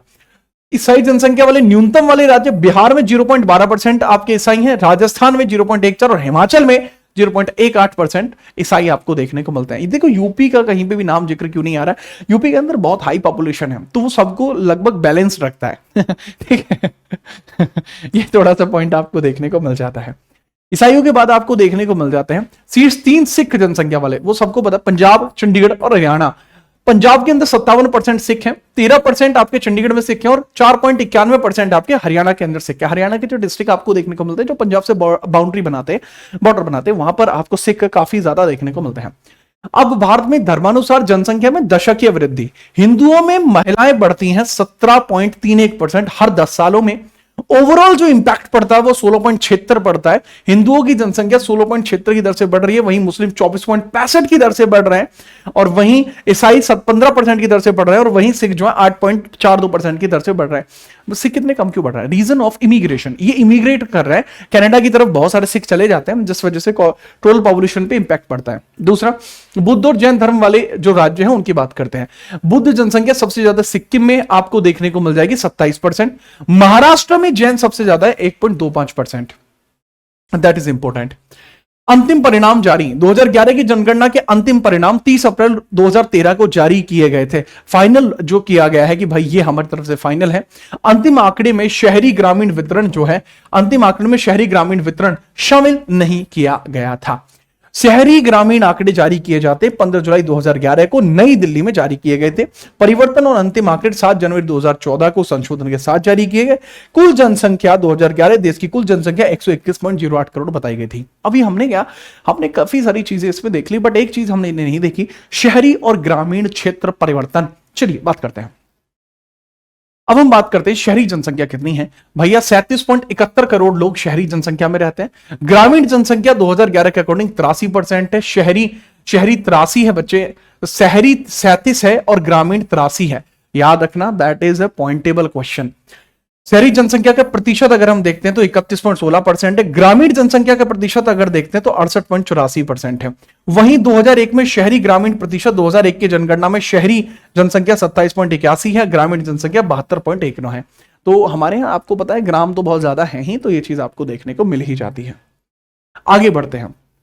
2001 में शहरी ग्रामीण जनसंख्या, 2001 में शहरी ग्रामीण जनसंख्या 28.61 करोड़ है, ग्रामीण जनसंख्या 74.26 करोड़ है। ये आपको याद रखना है कि भैया शहरी कितने लोग थे 28, और जो ग्रामीण लोग थे वो 74.26। शहरी जनसंख्या वृद्धि जो है वो आपकी हुई है, शहरी जनसंख्या 9.10 की दर से बढ़ रही है, वहीं ग्रामीण जनसंख्या के अंदर 9.08 की वृद्धि हुई है। ज्यादा इतना बड़ा इंपैक्ट नहीं है, ठीक है। ग्रामीण जनसंख्या वृद्धि दर 2001 से 12.22 है, वहीं शहरी जनसंख्या वृद्धि दर अगर मैं बात करूं वो 31.8%, जो बहुत ज्यादा है। इसके लिए टैबुलर फॉर्मेट की व्यवस्था भी की गई है, टेंशन मत लेना। भारत की कुल जनसंख्या वृद्धि, वर्ष में कुल जनसंख्या वृद्धि की बात करें तो 2011 में जो जनसंख्या वृद्धि की गई है 121.05 यानी 18.15 करोड़ जो लोग हैं पीछे आपके 10 वर्षों में बढ़ गए। डिकेडिकल हमारे कितने लोग बढ़ रहे हैं, 18 करोड़ लोग बढ़ रहे हैं। शहरी और ग्रामीण जनसंख्या की बात करता हूं, 2001 की जनसंख्या 2011 की जनसंख्या करोड़ों में, ठीक है, ओके। ग्रामीण क्षेत्र में जो लोग हैं वो 68% है, पहले 72 थे, -3.35% आए हैं। अंतर आया 9.08 करोड़ लोग इसमें आए हैं। 9.08 करोड़ लोग भले ही प्लस हुए हैं लेकिन परसेंटेज के बेसिस पर वो कम हुए हैं। वहीं जो शहरी हैं, भाई जितने लोग हैं वो शहर से निकल के गांव में जाएंगे ऐसा तो है नहीं, एलियनशिप है उनके पास कि दूसरे प्लेनेट पे चले जाएंगे, नहीं। वो जितने यहां कम होंगे इतने यहां प्लस हो जाएंगे। तो जितने लोग ग्रामीण से हटे हैं वो सब शहरी में बन चुके हैं। आपने भी देखा होगा पीछे, ठीक है, विद द टाइम काफी लोग शहर में जा रहे हैं, पलायन कर रहे हैं। अब सबसे ज्यादा ग्रामीण जनसंख्या देखो ये है उत्तर प्रदेश में। मैंने बताया जहां हाईएस्ट की बात आ जाएगी वहां उत्तर प्रदेश आगे होगा। ग्रामीण जनसंख्या 155.31, यानी कि लगभग आप मान के चलिएगा यहां जो लोग 155.31 मिलियन की बात कर रहा है तो 15 करोड़ से अधिक लोग यूपी में ऐसे हैं जो कि बेसिकली आपके रहते हैं गांव के अंदर। परसेंट है 18% आपको देखने को मिल जाएगा, राइट। बिहार में 92 यानी 11%, पश्चिम बंगाल में 62 यानी 7% देखने को मिलता है। सर्वाधिक ग्रामीण जनसंख्या प्रतिशतता वाली राज्य है, ठीक है। ग्रामीण जनसंख्या परसेंटेज में कहा जाता है, हिमाचल में परसेंटेज बेसिस पर ज्यादा है, ठीक है। टोटल पॉपुलेशन में उत्तर प्रदेश में ज्यादा है, परसेंटेज बेसिस में हिमाचल में ज्यादा है ग्रामीण लोग। सर्वाधिक शहरी जनसंख्या दिल्ली में ज्यादा है 97%, 97.5 तो भाई शहरी हैं। और अगर न्यूनतम शहरी जनसंख्या की बात करूं, हिमाचल प्रदेश में शहर सबसे कम है तो 10% हो जाएंगे, नगरीकरण उधर हो जाएगा मैक्सिमम। दूसरा चंडीगढ़ है उधर ऊपर टॉप में 97.3 है, ठीक है। चलिए, न्यूनतम शहरी जनगणना जनसंख्या वाला यूटी लक्षद्वीप है, जहां अंडमान निकोबार दूसरे पर है, ठीक है, याद रखना। प्रतिशतता की दृष्टि से अंडमान निकोबार पहले पर है, और नंबरिंग के हिसाब से शहरी जनसंख्या के अंदर सबसे कम यूटी अगर हम देखते हैं तो वह अंडमान निकोबार होगा, मैक्सिमम होगा तो लक्षद्वीप होगा।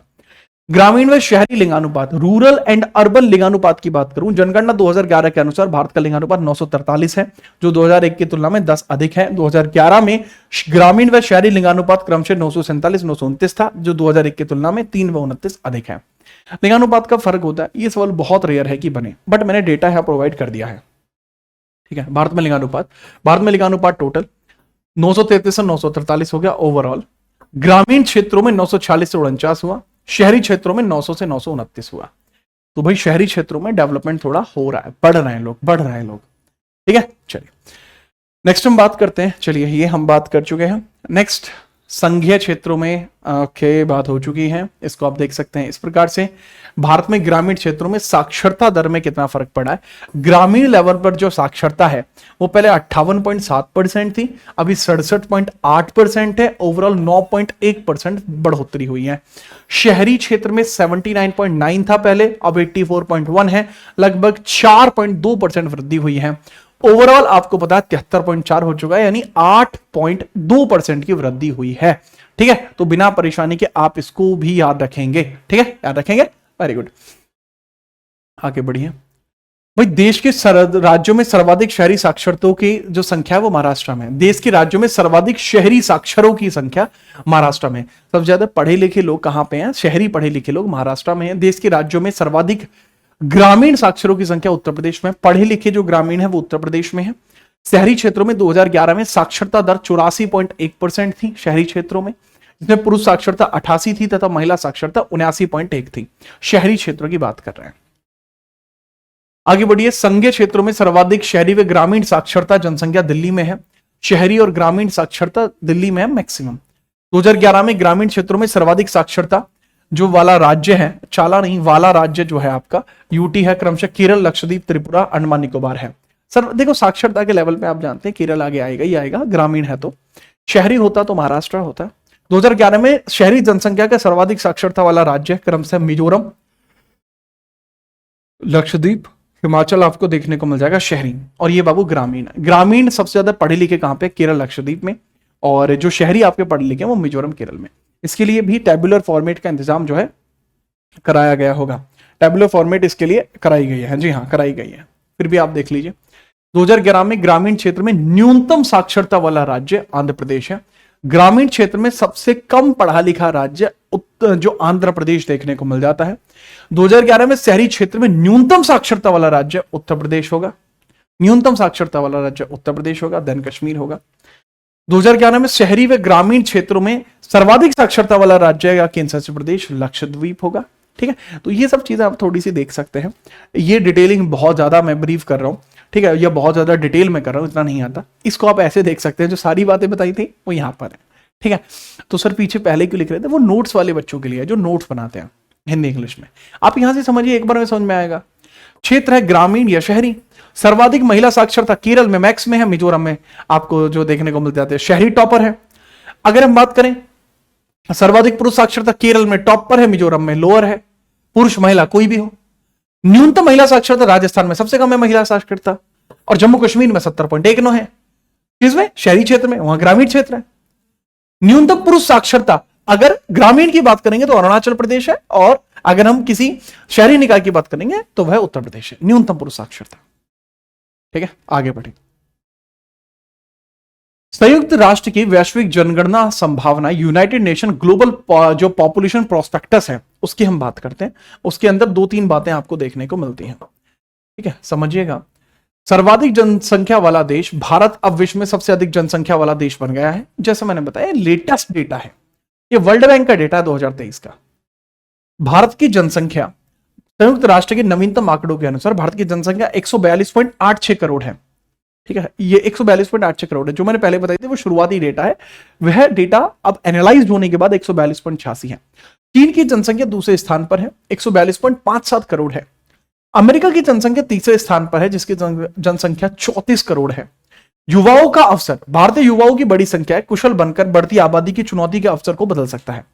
भारत को कहा जाता है कंट्री ऑफ यूथ। 84% भारत के अंदर युवा है, जो कि बेरोजगार भी है। 84% बेरोजगार युवा है, मतलब टोटल युवा का जो 84% है वो बेरोजगार है। आगे बढ़िए।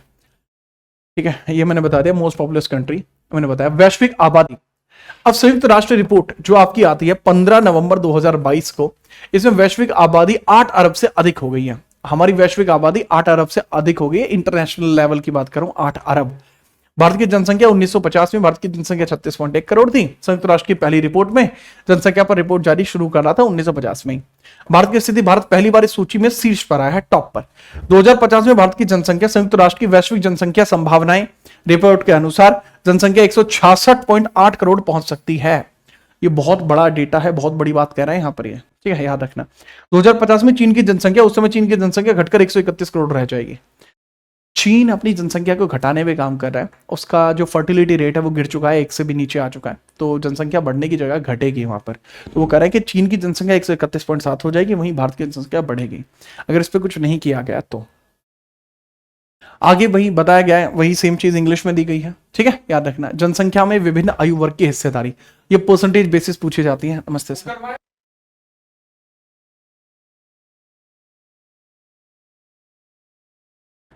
हाँ सर आ गए थे, तो सर ने पूछा कि भाई क्या रिकॉर्ड कर रहे हैं। मैं कहा सर बस रिकॉर्डिंग ही कर रहा था।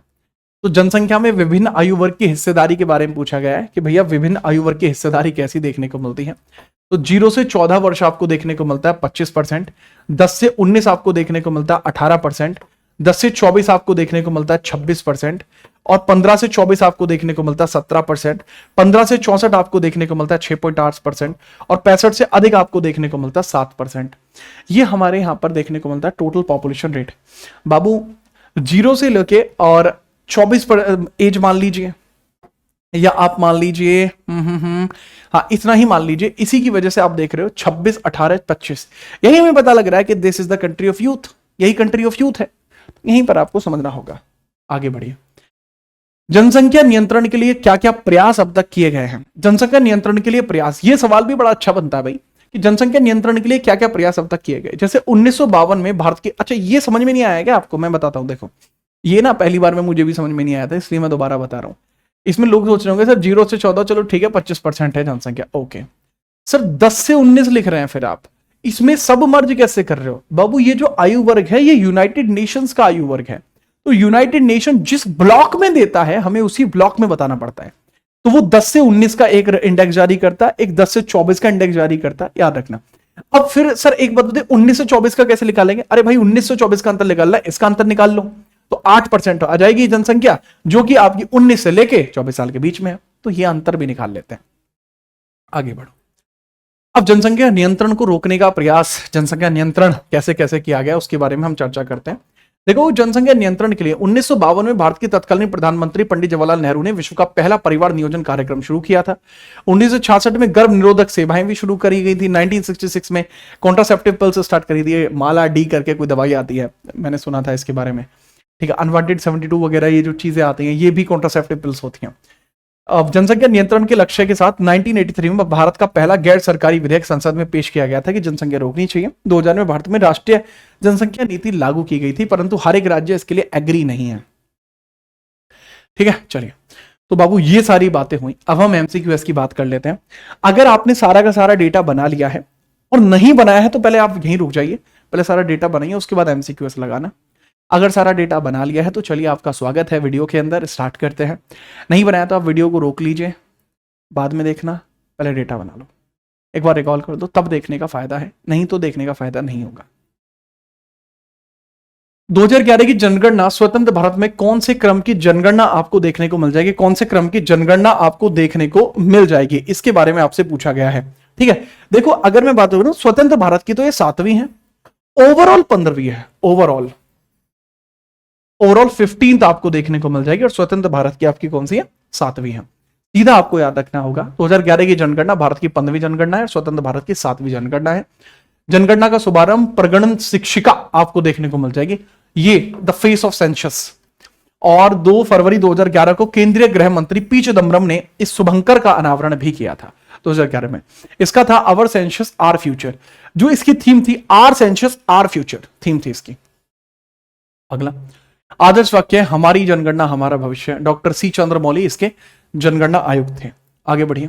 2011 की जनगणना कितनी भाषाओं में होगी? 2021 की जनगणना के लिए पूछा गया था कितनी भाषाओं में आपको देखने को मिल जाएगी, ठीक है। इसके बारे में कई बार आपसे पूछा जाता है कि भाई कितनी भाषाएं ऐसी होंगी जिसके थ्रू इसकी जो जनगणना है, जो हमारी 2021 की जनगणना है, ये की जाएगी। ये सवाल इतना ज्यादा इंपॉर्टेंट बनता है कि बहुत सारे एग्जामों के अंदर पूछा गया है। तो सवाल आपसे क्या पूछा जाता है ये समझिएगा। 2021 census will be conducted in how many languages? ये सवाल आपका बहुत बार पूछा जाता है और सिंपल आंसर है बट इसका 16 लैंग्वेजेस में होगी। 16 लैंग्वेजेस में आपको देखने को मिल जाएगी। कौन से नंबर की वो होगी सेंसस? 16वें नंबर की होगी, ठीक है, 16वें नंबर की होगी। और ये भैया आपकी यहीं पर देखने को मिलेगी, ठीक है, 16वें नंबर की होगी और 16 ही इसके अंदर लैंग्वेजेस हैं। 16वीं जनगणना होगी और 16 ही भाषाओं में होगी, डिजिटल होगी।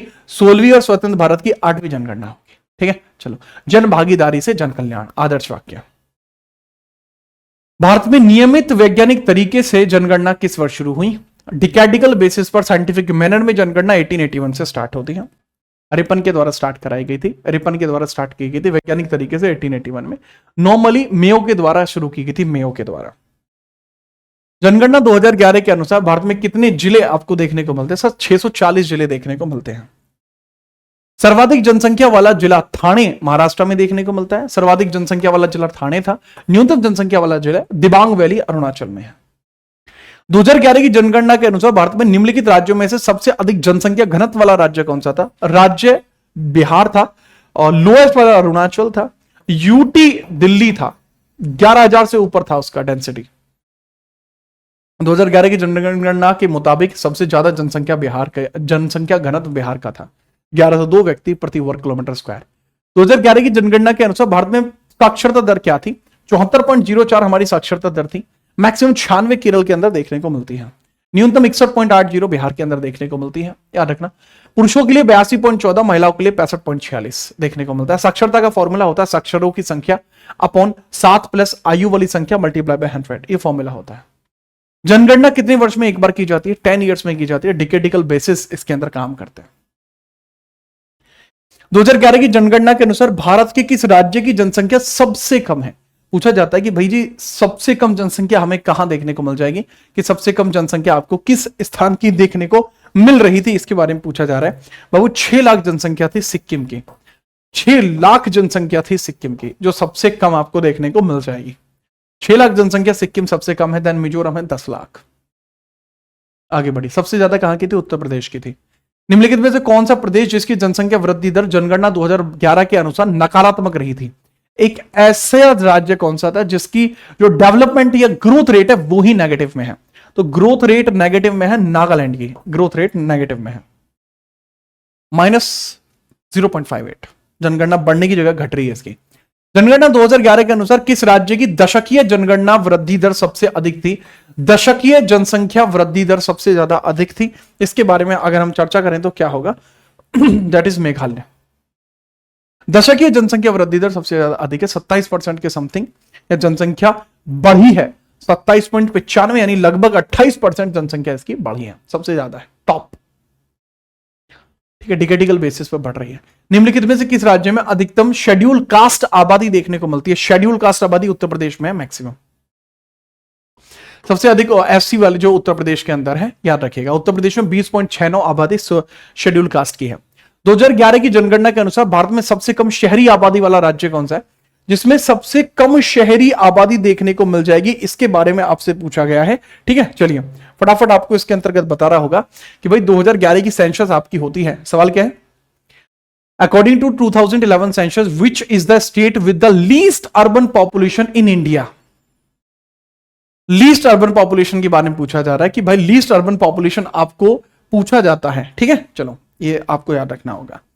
सर अगर हम पूछते कि हाईएस्ट जो है शहरी पॉपुलेशन कहां पर है? सर हिमाचल प्रदेश।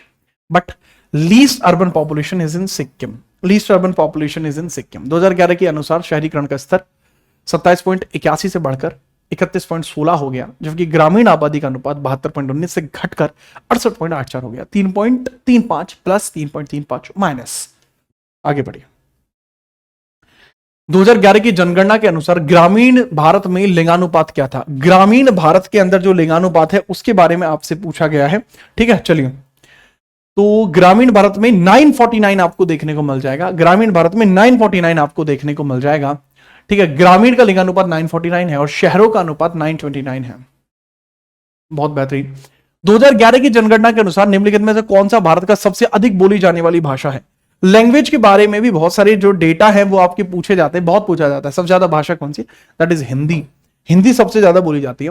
इसके बारे में आप याद रखना, भारत के अनुसार 43.63% भारतीय आबादी मातृभाषा के रूप में हिंदी बोलती है। बंगाली 8% है और तीसरी भाषा आती है मराठी, जो 6.86% है। वो पॉपुलेशन की वजह से आती है। नेक्स्ट है, जनगणना 2011 के अनुसार किस संघ शासित प्रदेश की जनसंख्या वृद्धि दर सबसे कम है? जनसंख्या वृद्धि दर सबसे ज्यादा कम किसकी आपको देखने को मिल जाएगी? बाबू माइनस में तो है नागालैंड की, सबसे कम है 6 पॉइंट कुछ परसेंट है लक्षद्वीप की। याद रखना 6.30% आपको लक्षद्वीप की देखने को मिल जाएगी। जनसंख्या वृद्धि दर सबसे कम है। भारत की 2011 की जनगणना के अनुसार क्वेश्चन मार्क और उससे अधिक आयु के व्यक्ति जो किसी भी भाषा को समझ या पढ़ सकते हैं, साक्षर हैं, वो कौन माने जाएंगे? जो 7 वर्ष से अधिक है। 1971 से पहले डेटा 5 हुआ करता था, लेकिन अभी 7 ईयर्स कर दिया गया है। ठीक है, 2011 की जनगणना के अनुसार भारत में मुसलमान लोगों का कुल प्रतिशत कितना था? जो मुस्लिम्स थे वो कुल कितने % आपको यहां पर देखने को मिल रहे थे?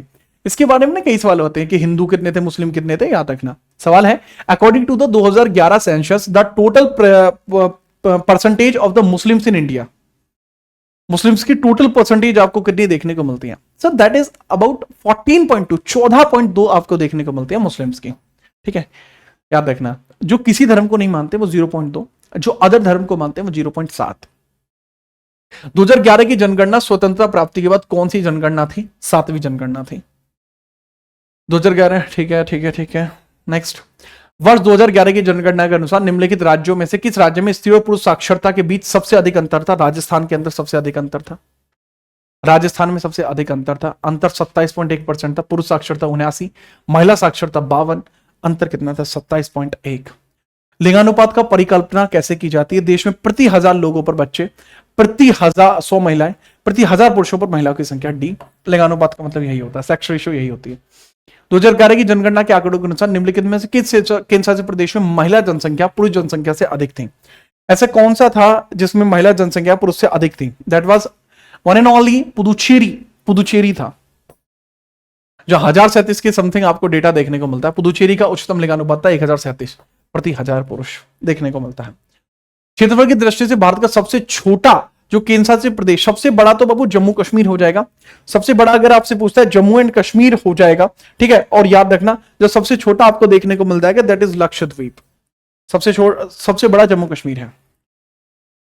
ठीक है, चलो आगे बढ़िए, अगला सवाल। 2011 की जनगणना के अनुसार कौन सा जिला भारत का सबसे अधिक साक्षर जिला है? सबसे ज्यादा जो साक्षर जिला आपको देखने को मिलता है कि भाई सबसे ज्यादा साक्षर जिला आपको कौन सा देखने को मिल सकता है? ठीक है, चलो, सो दैट इज बेसिकली शॉर्टशिप जिला आपको देखने को मिलता है। शेरशिप जिला, शेरशिप जिला आपको देखने को मिल जाएगा, जो सबसे ज्यादा आपको देखने को मिल जाएगा पढ़ा लिखा जिला। ठीक है, शेरशिप भारत का सबसे अधिक साक्षर जिला है। शेरशिप भारत के मिजोरम में स्थित है, तो ये आपको देखने को मिलता है। एक और सवाल आपका, 2011 की जनगणना के अनुसार बाल लिंग अनुपात प्रति 1000 कितनी स्त्रियां थी? बाल लिंग अनुपात के बारे में पूछा जा रहा है, यह आपका कितना था बाबू? 2001 में था ये तकरीबन 929, फिर ये 927 था, फिर ये गिर जाता है और लगभग रह जाता है आपका 919। पहले 927 था, गिर जाता है 919 रह जाता है। ठीक है, चलो, 0 से 6 के बीच में कैलकुलेट किया गया था। क्षेत्रफल की दृष्टि से भारत के टॉप 3 राज्य कौन से हैं? ये आपका होमवर्क का क्वेश्चन है, इसके बारे में जरूर बताना। ठीक है, और आज के लिए इतना ही रहने वाला था अब, लेकिन ये जरूर बता देना इसका करेक्ट आंसर क्या होगा। दूसरी बात, अगर आप चाहते हैं कि सेंसस के ऊपर मैं टॉप 100 क्वेश्चंस और लेके आऊं हर एक एग्जाम के, तो आप कमेंट कर देना, डेटा बना लेना। सबसे बेहतरीन क्लास ये रहने वाली है जो सेंसस के बारे में कभी भी हुई होगी, ये ऐतिहासिक क्लास है। और इस तरीके के कौन सा और टॉपिक चाहिए वो भी बता देना। आज के लिए इतना ही, तब तक के लिए जय हिंद, वंदे मातरम।